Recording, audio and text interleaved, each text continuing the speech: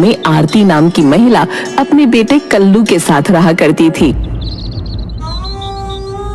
एक दिन आरती जब सोकर उठी तो उसने देखा उसका बहू बेटा कहीं बाहर जाने की तैयारी कर रहे थे।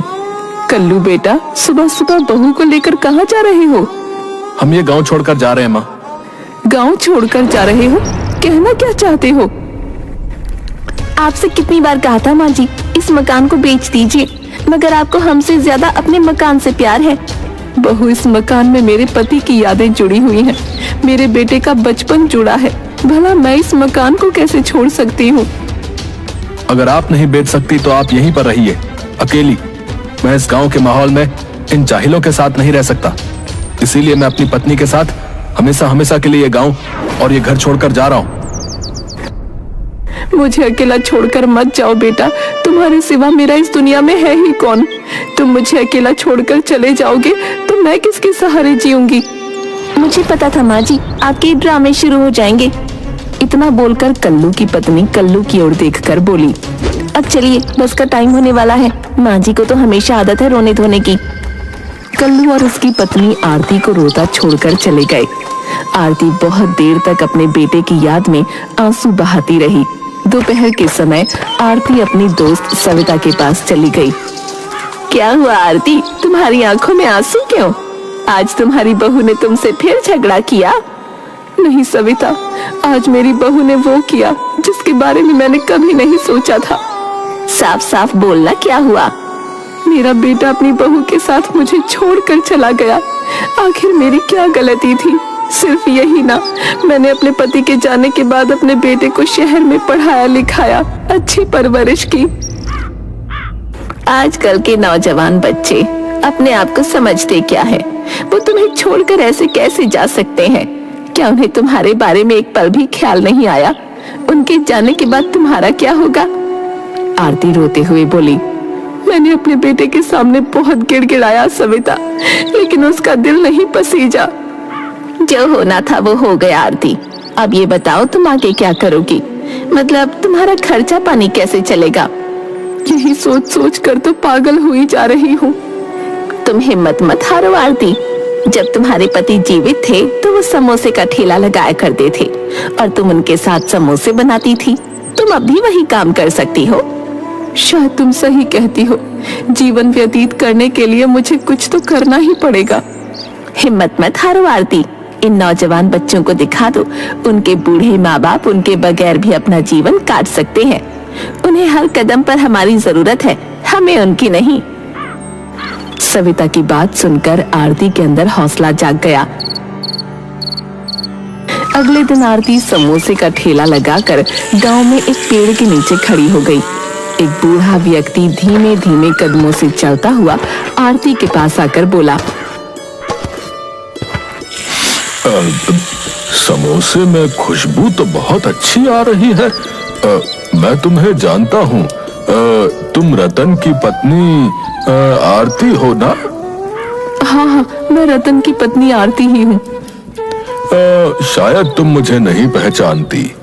सालों पहले जब तुम अपने पति के साथ यहाँ पर ठेला लगाया करती थी, तब मैं तुम्हारे रोज समोसे खाने आया करता था। उन समोसों का स्वाद मैं आज तक नहीं भूला। लाओ, जल्दी से मुझे 4 समोसे खिला दो। आरती ने उस बूढ़े व्यक्ति को 4 समोसे दिए। उस दिन के बाद आरती की आमदनी अच्छी होने लगी। मगर कुछ दिनों बाद गांव का व्यक्ति जग्गी आरती के ठेले पर आकर बोला, कैसी हो आरती माँ? ईश्वर की कृपा है जग्गी, क्या तुम भी मेरे समोसे खाने आए हो? मैं पुराने व्यंजन नहीं खाता, आजकल फास्ट फूड का दौर है। अब समोसे खाना कौन पसंद करता है? ये तो अपने अपने मन की बात है जग्गी। मैं तुम्हें यहाँ पर ये बताने के लिए आया हूँ कि कल से मैं इस पेड़ के नीचे समोसे पूरी और कचौड़ी की दुकान लगाऊंगा। तुम अपना ठेला लेकर कहीं और चली जाना। तुम मुझे धमकी दे रहे हो जग्गी? धमकी नहीं दे रहा हूँ आरती माँ, तुम्हें समझा रहा हूँ। मैं तुम्हें बुढ़ापे में अपमानित नहीं करना चाहता। ये जगह गांव की है, तुम्हारी खरीदी हुई नहीं। अगर तुम प्यार से कहते तो मैं यहाँ ठेला नहीं लगाती, लेकिन तुम गुंडागर्दी के बल पर अगर मुझे यहाँ से निकालना चाहते हो तो भूल जाओ। जग्गी दांत पीसता हुआ वहां से चला गया, सीधा मुखिया के घर। अरे क्या बात है जग्गी, तुम्हारे चेहरे पर क्रोध कैसे झलक रहा है? मुखिया जी, तुम्हें इस गांव में मुखिया बनाने में मेरा कितना योगदान रहा है, इस बात को तुम भली भांति जानते हो। हाँ हाँ, अच्छी तरह से जानता हूँ, पर हुआ क्या है? जब तुम मुखिया बने थे तो तुमने मुझसे कहा था कि ये सारा गांव तुम्हारा है। जग्गी, साफ साफ बताओ, तुम कहना क्या चाहते हो? मैं समोसे, पूरी और कचौड़ी की दुकान लगाना चाहता हूँ, मगर वहां पहले से ही आरती अपना ठेला लेकर खड़ी हुई है। उसकी बिक्री वहां पर अच्छी होती है। जब मैंने उसे वहां से चले जाने के लिए कहा तो उसने टका सा जवाब दे दिया कि वो वहां से नहीं जाएगी। बस इतनी सी बात। तुम्हारे लिए ये इतनी सी बात होगी, लेकिन मेरे लिए ये बहुत अपमान भरी बात है। तुम चिंता मत करो जग्गी, आरती की चिंता छोड़ दो। वैसे भी अब उसके आगे पीछे है ही कौन जो उसकी हिमायत लेने आएगा। लेकिन तुम एक नंबर के मूर्ख हो जग्गी। क्या मतलब? मेरी बात ध्यान से सुनो। तुम वहां पर अपनी दुकान जरूर लगाना, लेकिन पूरी, कचौड़ी और समोसे की नहीं, बल्कि नए जमाने के व्यंजन की, जैसे बर्गर, चाउमीन, मोमोज है। आजकल गांव के बच्चे भी जो है इन्हीं व्यंजनों को पसंद कर रहे हैं। तुम्हारी बिक्री अच्छी होगी, आरती के समोसे को कोई सूंघेगा भी नहीं है।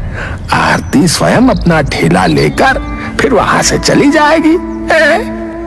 कुछ दिनों बाद जग्गी एक बहुत सुंदर दुकान लेकर आरती के ठेले के बगल में खड़ा हो गया, जिसमें सारे नए जमाने के व्यंजन मौजूद थे। जग्गी आरती का मजाक उड़ाते हुए बोला, आरती माँ, अब तुम्हारे दिन खत्म हुए। अब दौर समोसे खाने का खत्म हो गया है। देखता हूँ मेरे बर्गर, चाउमीन, मोमोज के सामने तुम्हारे समोसे जो है कब तक टिक पाते हैं। ऐसा मत बोलो जग्गी, खाने में हर किसी की अपनी अपनी पसंद होती है, और मत भूलो ईश्वर हर किसी को उसके नसीब का ही देता है। आरती की बात सुनकर जग्गी हंसने लगा। तब ये ग्राहक जग्गी के ठेले पर आकर बोला, अरे भाई, तुम्हारी दुकान पर तो नए नए व्यंजन लगे हुए दिख रहे। ये क्या है? अच्छा, चाउमीन भी है, मोमोज भी है। जमाने के साथ चलना पड़ता है, अगर हम जमाने के साथ नहीं चलेंगे तो पीछे रह जाएंगे। तो एक काम करो, जल्दी से मुझे एक प्लेट चाउमीन, मोमोज और बर्गर लगा दो। जग्गी ने तुरंत उस ग्राहक को सारा सामान दे दिया। ग्राहक वो सब खाकर चटखारे लेता हुआ बोला, भाई वाह, मजा आ गया भाई। पहले हमें इन्हें खाने के लिए जो है अपने गांव से थोड़ी दूर शहर के रेस्टोरेंट में जाना पड़ता था, मगर तुमने जो है गांव में ही शहर की कमी पूरी कर दी भैया। तो फिर अपने गांव में भी मेरी दुकान का प्रचार करना भैया, और साथ ही साथ उनसे ये भी कहना कि मेरी दुकान के बगल में एक घटिया समोसे का ठेला भी लगा हुआ है। जब भी वो मेरी दुकान पर खाने के लिए आए तो उन घटिया समोसों को भी चख जाएं। घटिया समोसे वाली बूढ़ी माता का भी कुछ भला हो जाएगा। जग्गी की बात सुनकर वो ग्राहक हंसने लगा और चला गया।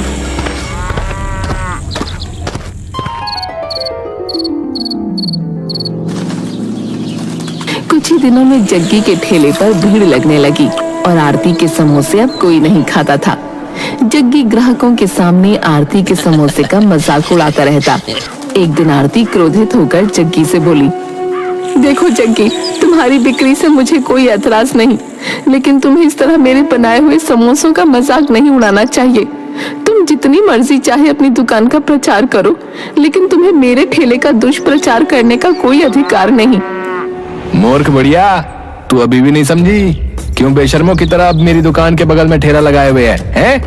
अरे तेरे समोसे अब कोई नहीं खाने वाला है। अगर शर्म नाम की कोई चीज बची है ना, तो कल से यहाँ ठेला मत लगाना।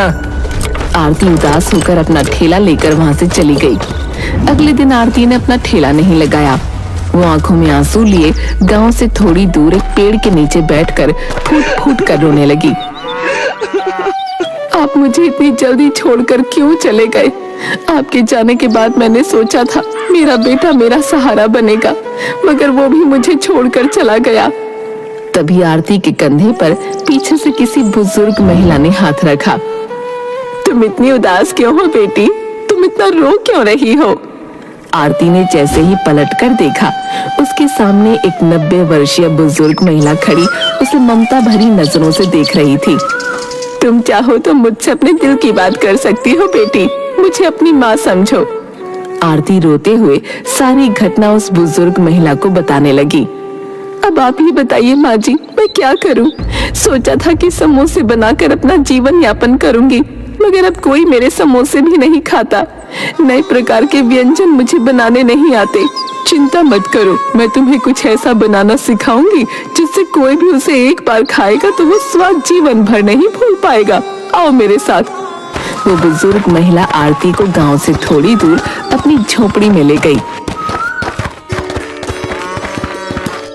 उसकी झोपड़ी के अंदर तरह तरह के नए व्यंजन रखे थे। माँ, आपके घर के अंदर तो तरह तरह के व्यंजन रखे हैं। क्या आप अपने घर में अकेली रहती हो? सालों पहले मैं विदेश में बहुत प्रसिद्ध शेफ थी। मैंने कभी शादी नहीं की। मुझे नए नए खाने बनाने और खाने का बहुत शौक रहा है। अपने देश की याद मुझे यहाँ खींच लाई। मुझे तन्हाई अच्छी लगती है क्योंकि यहाँ पर कोई डिस्टर्ब करने वाला नहीं होता। आप मुझे कौन सा व्यंजन बनाना सिखाएंगी? मैं तुम्हें मैगी समोसा बनाना सिखाऊंगी। इतना बोलकर उस बूढ़ी महिला ने आटे में बहुत सारी मैदा मिक्स कर दी और आलू पीस कर उसके अंदर मैगी भर दी और तरह तरह के मसाले उसके ऊपर डाल दिए और आरती की ओर देखकर बोली, अब समोसों का आकार बनाकर इसे कड़वे तेल में तलो। आरती ने ठीक वैसा ही किया। कुछ ही देर में खुशबूदार मैगी समोसा बनकर तैयार हो गया। आरती मैगी समोसा खाकर बोली, ये तो बहुत स्वादिष्ट है। मुझे विश्वास था इस मैगी समोसे को और लोग भी पसंद करेंगे। अगले दिन आरती मैगी समोसे का ठेला लगाकर खड़ी हो गई। आरती खड़ी ही हुई थी कि तभी एक ग्राहक दौड़ता हुआ आरती के पास आकर बोला, अरे तुम्हारे समोसे में तो बहुत अच्छी खुशबू उठ रही है। ये कोई मामूली समोसा नहीं बल्कि मैगी समोसा है। मैगी समोसा? इस तरह के समोसे के बारे में तो मैंने कभी नहीं सुना। इसे एक बार खाकर तो देखो, उंगलियां चाटते रह जाओगे।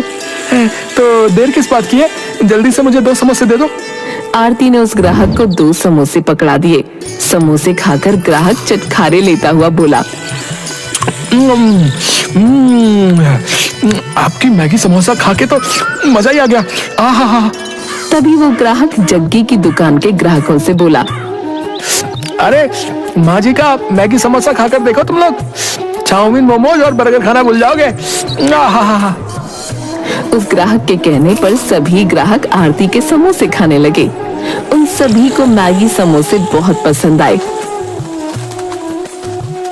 अगले दिन से आरती के ठेले पर भीड़ लगने लगी। कुछ ही दिनों में आरती दूर दूर तक मैगी समोसे वाली के नाम से प्रसिद्ध हो गई। धीरे धीरे जग्गी की दुकान पर ग्राहक बहुत कम हो गए। एक दिन जग्गी क्रोधित होकर आरती से बोला, ये अच्छी बात नहीं है आरती माँ, तुमने मुझसे बदला लेने के लिए ये सब किया है ना? तुम्हारा दिमाग खराब हो गया है जग्गी, तुम अभी तक नहीं समझे। तुमने मुझे हराने के लिए नए व्यंजन बनाए और मैंने तुमसे अच्छे व्यंजन बनाकर लोगों को दिए, इतनी सी बात है। जग्गी क्रोधित होकर मुखिया के पास जाकर बोला, मुखिया जी, जल्दी से आरती का ठेला वहां से हटवाइए। अब तो मेरी दुकान पर सन्नाटे के अलावा कुछ भी नहीं होता। मैं कुछ नहीं कर सकता। आरती के मैगी समोसा दूर दूर तक गांव में प्रसिद्ध है और तो और अब तो शहर के विधायक भी उसके मैगी समोसा खाने के लिए आते हैं। अगर मैं उसके खिलाफ कुछ भी करूंगा तो गांव में मेरे खिलाफ बगावत हो जाएगी भाई। जग्गी मुंह लटकाकर वहां से चला गया।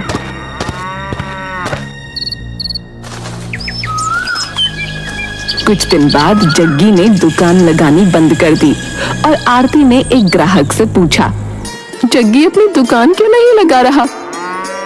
आपको पता नहीं है आरती जी, जग्गी की बहुत तबीयत खराब है और उसके इलाज में उसका काफी पैसा उठ चुका है। यहाँ तक कि उसका मकान भी गिरवी रखा हुआ है। ये तो बहुत बुरा हुआ। मैं जग्गी को देखने जरूर जाऊंगी। अरे आरती जी, जग्गी तो आपसे बहुत ज्यादा दुश्मनी रखता था, उसके बाद भी। वो उसका स्वभाव था, लेकिन मैं उसकी तरह कठोर स्वभाव की नहीं हूँ। आरती शाम को जग्गी के घर गई।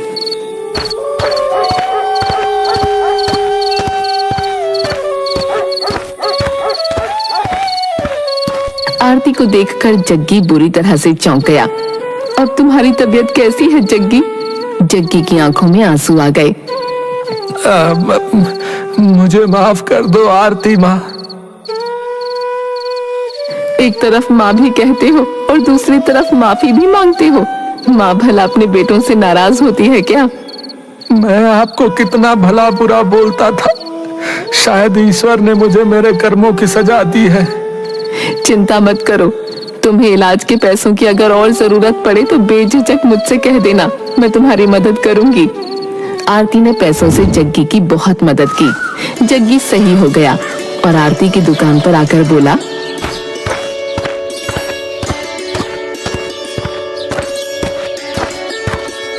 आरती माँ, आपने मेरे ऊपर इतने उपकार किए हैं, एक उपकार और कर दीजिए। मुझे अपने ठेले पर काम पर लगा लीजिए। आप इसके बदले में मुझे जितना भी मेहनताना देंगे मैं स्वीकार कर लूंगा। जग्गी की बात सुनकर आरती मुस्कुराने लगी। तभी उसने देखा कि उसका बेटा बहुत बुरी अवस्था में उसके पास आकर मुंह लटकाकर खड़ा हो गया। अरे कल्लू, तुम अकेले कैसे? बहू कहाँ है? आरती की बात सुनकर कल्लू रोने लगा। मुझे क्षमा कर दो माँ, आपकी बहू को मुझसे नहीं बल्कि मेरे पैसों से प्यार था। जब मेरे हालात बुरे हुए तो उसने किसी और के संग प्यार रच लिया। मैं अकेला पड़ गया। मैं बस आपसे आखिरी बार मिलने आया हूँ, आपसे क्षमा मांगने के लिए। ऐसा मत बोल बेटा। औलाद चाहे जितनी भी बुरी हो, लेकिन एक माँ के लिए वो हमेशा अच्छी रहती है। मैंने तुझे माफ कर दिया। बस मुझसे एक वादा कर, अब तू मुझे कभी छोड़कर नहीं जाएगा। मैं वादा करता हूँ माँ, अब मैं इस गांव को और तुझे कभी भी छोड़कर नहीं जाऊंगा। आरती का परिवार फिर से मिल गया। आरती आज भी मैगी समोसा बनाती है और उसका मैगी समोसा खाने के लिए विदेश तक से लोग आते रहते हैं।